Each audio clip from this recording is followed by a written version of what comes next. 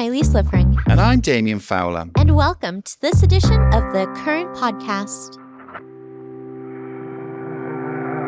This week, we're delighted to talk with Charlotte Blank, U.S. Chief Marketing Officer of Jaguar Land Rover North America, or Jaguar Land Rover North America, depending on which side of the pond you're on. Charlotte is responsible for JLR's house of brands, which includes the Range Rover, Defender, Discovery, and Jaguar. I know which side of the pond you're on. But before she joined JLR, Charlotte gave a TED Talk in 2019 called Lead Like a Scientist, where she examined the psychology of motivation and what it means to lead. Charlotte says she's obsessed with testing new ideas and challenging the status quo. So that's where we started.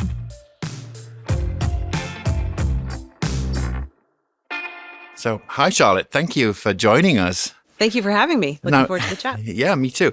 In 2019, you did a TED Talk called Lead Like a Scientist, in which you talked about the importance of testing new ideas and challenging the status quo. Now, is that something you put into practice in your current role as CMO at JLR? I would like to think so, and I think there's room to do even more. I describe myself as a marketer by way of psychology. I did that TED Talk in a previous role as Chief Behavioral Officer of an incentive and motivation company, where I really got to be at the forefront of research in behavioral economics and studying what we know about human behavior and social science and how that plays into understanding and motivating people to take action, which essentially is at the core of marketing. So we have so much of an opportunity to act and lead like scientists when we wear our hat as a marketing leader. And what can other marketers do to sort of take some of those lessons that you were expressing in that talk, and how can they integrate that into their daily work? I think to lead like a scientist, first and foremost, means to test things, to run experiments. And by that, I mean true randomized controlled experiments, hold out test controls with properly randomized groups. And really, from an applied standpoint, I think marketers have been leading the way here. I mean, A/B tests are standard practice. We see them as common practice in digital advertising and website optimization. Really, it's kind of part of the daily work of being an excellent digital marketer in particular is to constantly be A/B testing. But I think where there's more of an interesting opportunity to grow is more hypothesis-driven testing. So not just will I see more clicks if I move this important box from the bottom of the page to the top, but more, I have this insight about something that really differentiates the consumers I'm trying to reach. And how can I craft my messaging to get at that core psychological insight, and testing those? That, I think, is sort of the next step and where we can really make a difference. And could you give us an example of how you're putting that into practice at JLR? Absolutely. So we are on an exciting journey at JLR as part of our modern luxury transformation. We're really elevating the brands and taking everything up market and really responding to the rise in wealth and the consumers that we reach from a modern luxury perspective. And part of the strategy to bring that to life is House of Brands. So JLR really no longer goes to market with the Land Rover brand as the front-facing brand, but it fades back to allow Range Rover, Defender, and Discovery each to thrive in their own right. So this is an exciting opportunity for marketers to really tease apart the difference, for example, between a Range Rover customer and a Defender client. And that's really where the psychological insights come into play. So we've been doing some really interesting research that finds these core differentiating nuggets, we call them. Just off the top of my head, some interesting insights where Range Rover Sport target is extremely psychologically rich. They thrive in busyness and sort of the chaos of daily life that many of us know, some of us love, some of us don't love. The Range Rover Sport person loves to be very busy and to have their hands in lots of different things, and they're rather impulsive. They lack the ability to delay gratification, and they don't like to be overly structured or routine. So they like to just kind of go for it and go for their dreams and not really overthink things because they can handle doing multiple things at once. So I think you'll see, for example, in the new Range Rover Sport creative, as part of our new Velocity Blue campaign starring Theo James, he kind of exhibits that in the commercial. You see him sort of exploring the property, racing the car around the grounds, and going for an action to what turns out to be simply playing fetch with his dog. But it's this kind of heroic, fast-paced scene that really brings to life that sort of busyness and a bit of impulsivity. Now, as far as that campaign and then like future campaigns, you've talked a lot about the importance of media mix modeling. I'm curious why this is important. And would you say it's easier now to lead like a scientist in a marketing world that is more data-driven? Yeah, we're very excited to kick off our project, I think 2 weeks from today. We're starting our really what we're calling a marketing mix project, because I think this is finally our chance to put all of the pieces really together in a rigorous, scientific, data-driven way so that we can get a little more sophisticated about understanding and right-sizing the expectations for what advertising investment can do in the short term when it comes to sales. And that I'm kind of recognizing that in the automotive industry and probably in most others, that it's not only about the advertising, but it's about the media strategy being carefully executed in concert with getting all the other pieces right. Is the pricing right? Are the incentives right? What are the competitors doing? How old is the product? There are all of these factors that come into play, and we can put them all into the model to help us make better decisions about where to place a dollar at any given time for any particular model. And it may or may not be in more media. It might be for new creative, or it might be on adjusting the price. It might differ depending on the product. So I think that's going to make us as a collective enterprise a lot more intelligent and data-driven. On that note, are there different markets for different vehicles across JLR brands? Of course. I mean, that's really part of the fun of differentiating the four brands, is they really are, different core audiences. And again, this comes back for me to psychology, that when we look at the surface level at the demographics and we simply ask questions like, how old are these people? Are they married? What is their average household income? They look relatively similar to each other and to competitive brands. But we take another level down, we start peeling the onion, and we look at, well, how do they spend their time? And then we look even deeper, but what really drives them? What motivates them? What stage of life are they in psychologically? That's where they start to feel really different. So that can come to life in the where and how, we approach our media buys and the partnerships we explore. But it also, again, creative is king. It comes into like the messaging and how we craft a story that resonates with people. I just got to say on that note, I did love the Theo James spot, the Range Rover spot, because it was filmed at Harewood House, which is very close to where I grew up in Yorkshire. So I think I'm in the market for one of those. And the same color too. I was thrilled to hear that when you shared that with me in your beautiful English accent, because it's a really special location that was carefully chosen, partly to bring about that English heritage. That's something that is such a special gift and a unique, distinctive asset for the Range Rover brand, is that English heritage going back to the Queen and the royal family. And I think we've gone through phases about how much and the degree that we play that up, but the time feels right culturally to really celebrate that and bring forth a bit of cheeky modern Britishness to the Range Rover Sport brand. And truly, there's no better character for that than Theo James. What he brought to life in The Gentleman hit series on Netflix. Range Rover was heavily integrated in that show. So we already benefited from the show's popularity and Theo's popularity and have a bit of equity built with him. So I think it's just perfect that we got him to sort of star in the campaign. Not to mention he's very handsome. He is quite handsome. That is true. And it is all about like marketing a lifestyle just as much as a vehicle. 100%. That couldn't be more true, especially for a luxury brand. We hear a lot now of the importance of marketing being relevant to culture, and that's a very good example of how you're tying in relevance to cultural moments, especially premium content, like you mentioned, White Lotus, The Gentleman. It's sort of all aligned in lots of ways. I am a huge fan of branded entertainment, where people spend their leisure time, where they're captive audience, in front of a big screen in the comfort of their own home, and where they binge watch their favorite shows, Netflix, HBO. We've seen some incredible return on investment when we integrate our vehicles and our brand experience in a highly curated way against some of these popular shows. Succession comes to mind. Succession really brought in this notion of quiet wealth and like the uber luxury in a way that's a little bit more understated and reductive. The clothing they wear with the $1 million sweaters that just look really simple. There's something about that really resonates with the Range Rover brand and the design aesthetic that's not overtly flashy or gaudy, but is a little more reductive and minimalist in design. And it just, the characters in Succession really brought that to life. I wanted to ask you a little bit about marketing to younger consumers in a way. I know we talk about Gen Z, but let's just say younger consumers. It's not necessarily obvious that younger consumers might be in the market for a super luxury vehicle. What insights have you got there around marketing to that group that demographic, especially given the fact that you're leading with data?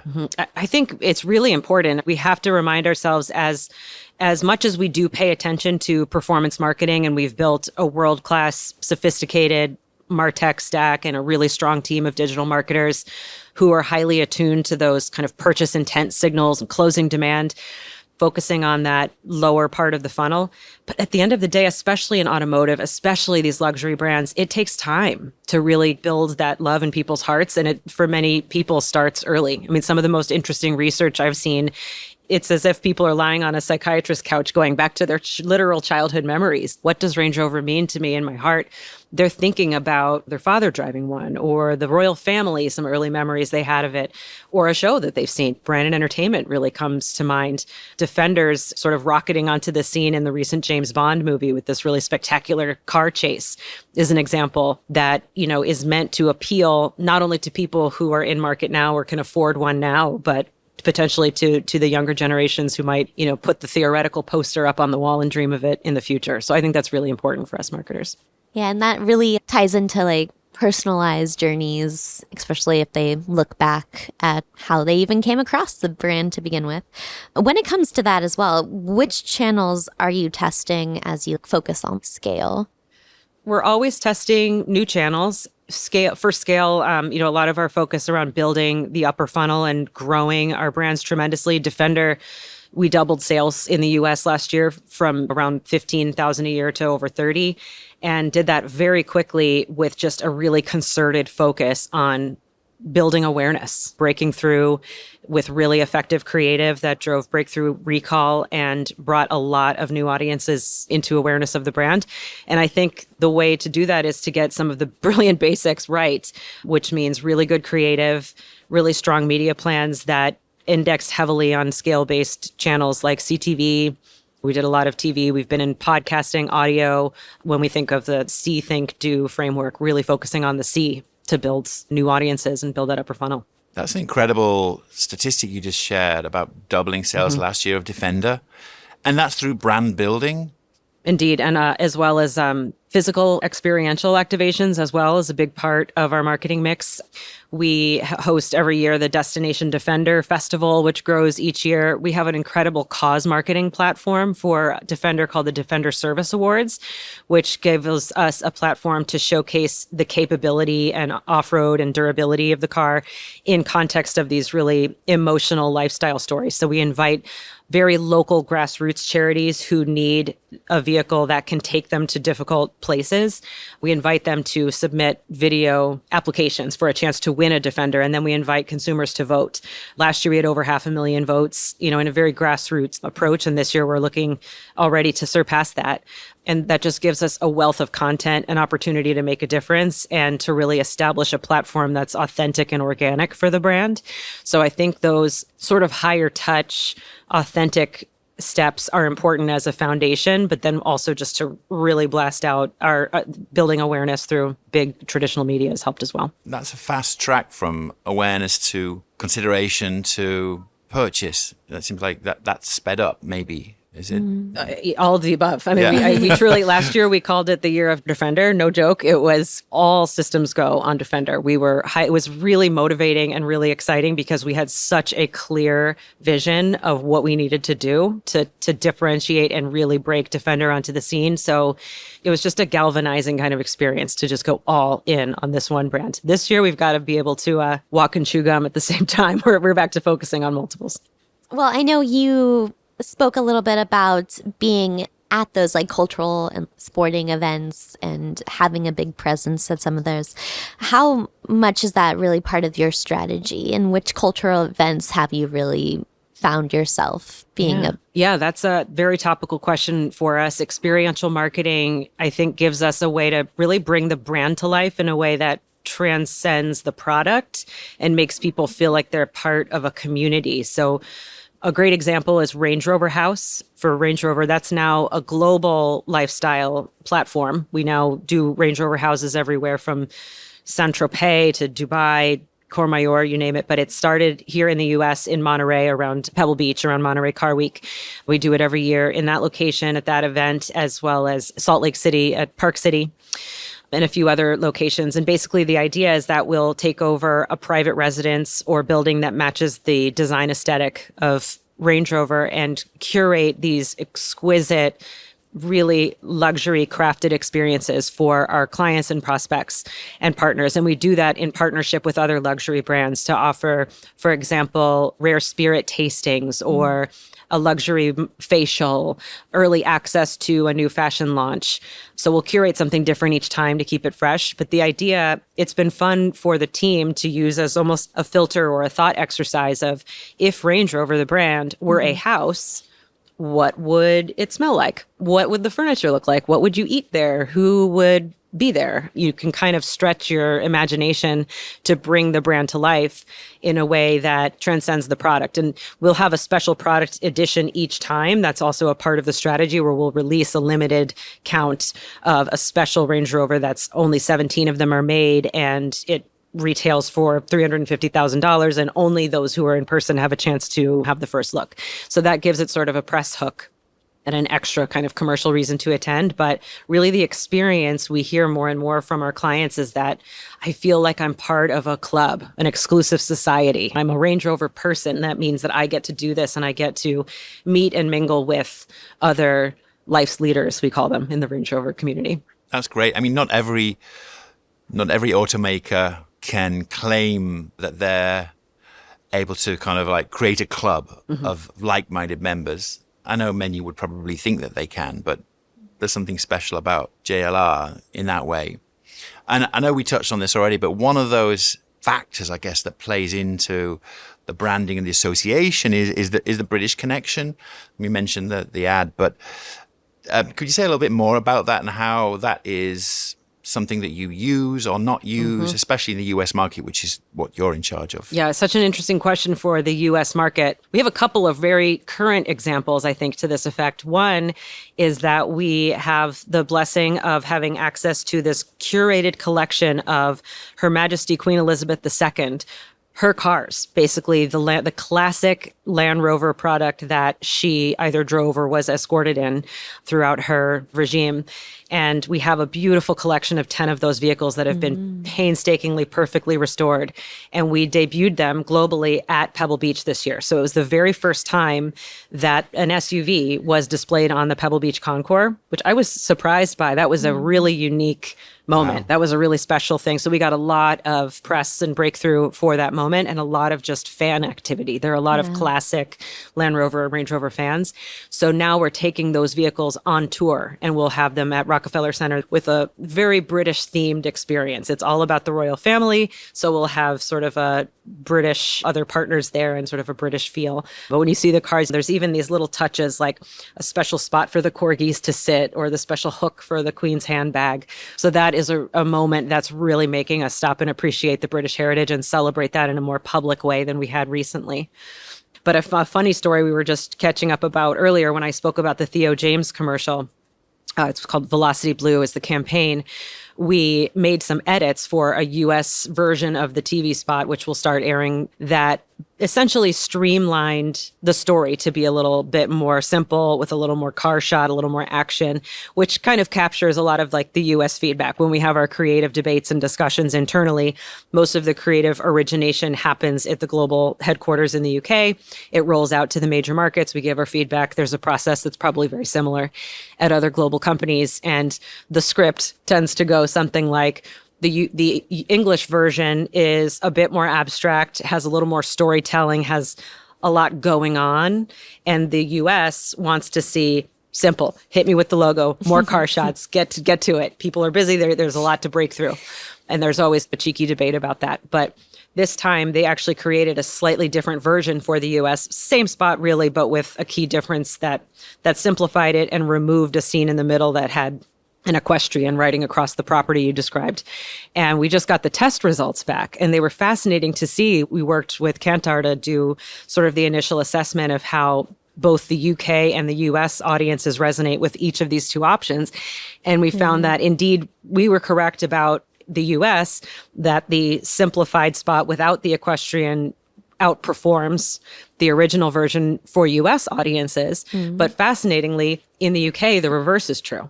So that gave us such an interesting and frankly, a positive outcome that gets us away from any kind of creative disagreements and is much more about honoring these market specific differences. And just isn't that interesting that people have different expectations of advertising or different understanding of the content of this particular spot. So it's just an important reminder to global brands to keep the core insight true, but to make those tweaks to really optimize for each market. Absolutely. Yeah, great. I mean, I say keep the horse. I mean, I'm an American, right? And I think I think the UK version No problem is with better, horses probably. whatsoever. Just keep it simple is what I say. Yeah, but it's so Keep it simple. interesting, those insights like that. Fascinating. I live for them. I mean, I think that's what marketing is all about, is the consumer insight.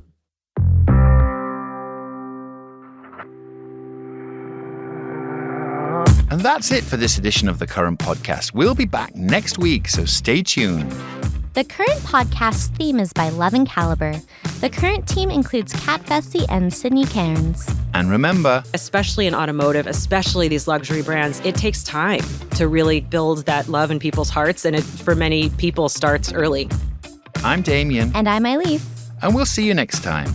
And if you like what you hear, please subscribe and leave us a review. Also, tune into our other podcast, The Current Report.